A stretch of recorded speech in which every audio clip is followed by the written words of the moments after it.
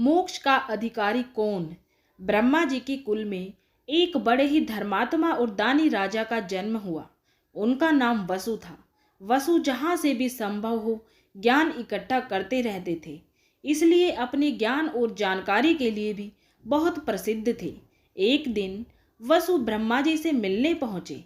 ब्रह्मा जी के भवन में देवों की सभा चल रही थी। इतने में रैभ्य मुनि वहां आ गए। रैभ्य देवगुरु बृहस्पति से मिलने आए थे। वसु उनके साथ बृहस्पति जी के घर चले गए। रैभ्य ने बृहस्पति जी से पूछा, मेरी एक शंका का समाधान करें। क्या अज्ञानी को भी मोक्ष प्राप्त हो सकता है, या बिना ज्ञान प्राप्त किए मोक्ष हो ही नहीं सकता? बृहस्पति हंसने लगे, फिर बोले, इस संदर्भ में ब्राह्मण और शिकारी की एक कथा सुनाता हूँ।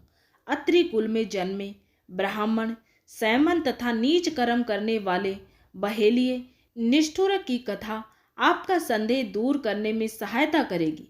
तीनों पहर पूजा पाठ करने वाले सैमन गंगा नहाने गए। वहां एक शिकारी दिखा। सैमन बोले, शिकारी, यह जीव हत्या का काम ठीक नहीं, इसे छोड़ दो। ये सुनकर शिकारी मुस्कुराने लगा। इससे पहले कि सैमन कुछ बोलते, शिकारी बोल पड़ा, सभी प्राणियों में आत्मा के रूप में भगवान बसते हैं। सच्चे पुरुष को चाहिए कि वह इस अहंकार को त्याग दे कि मैं करता हूँ।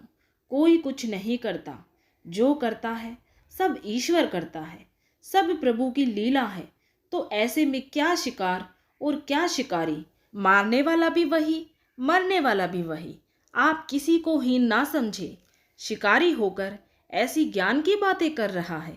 ये सुनकर ब्राह्मण सैमन आश्चर्य में बोला, तुम कौन हो जो इतने तर्क के साथ अपनी बात रख रहे हो? शिकारी ने कोई जवाब ना दिया। वह लोहे का एक जाल लेकर आया। जाल को सूखी लकड़ियों के ऊपर डाल दिया। फिर सैमन के हाथ एक लुखाटी देकर कहा, विप्रवर, इन लकड़ियों में आग लगा दे। सैमन के आग लगाने की देर थी। देखते ही देखते सूखी लकड़ियां धधक कर जलने लगी। जाल के विभिन्न छेदों से अग्नि की ज्वाला लहराने लगी।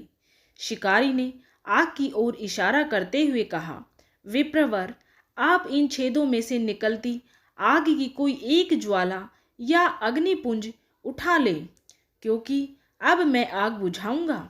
शिकारी ने आग पर जल फेंका तो पल भर में ही धधकती आग शांत हो गई। शिकारी बोला, ऋषिवर, जो आग आपने चुनी थी वह मुझे दे दे, उसी के सहारे मैं अपना जीवन यापन करूंगा। सैमन ने आग पर निगाह डाली, पर वहां अब आग कहाँ?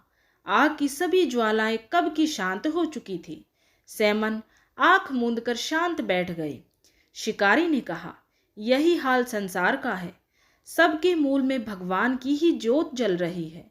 यदि व्यक्ति अपने स्वाभाविक धर्म का अनुसरण करते हुए हृदय को परमात्मा से जोड़कर कोई भी शुभ अशुभ कार्य करता है, फिर उस कार्य को प्रभु को समर्पित कर देता है, तो उसे न तो कोई दुख होता है, न ही वह कर्म संबंधी पाप पुण्य के चक्कर में पड़ता है।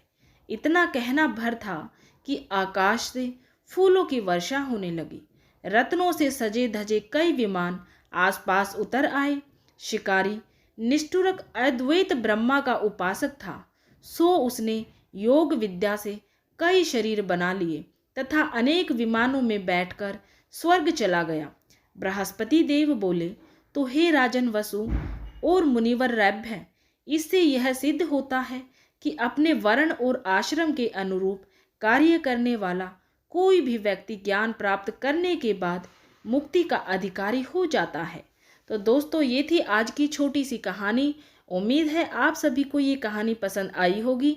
अगर आपको ये कहानी पसंद आई है तो वीडियो को ज़्यादा से ज़्यादा लाइक और शेयर ज़रूर करें। और अगर आप सभी ने अभी तक चैनल को सब्सक्राइब नहीं किया है तो जल्दी से चैनल को सब्सक्राइब ज़रूर करें।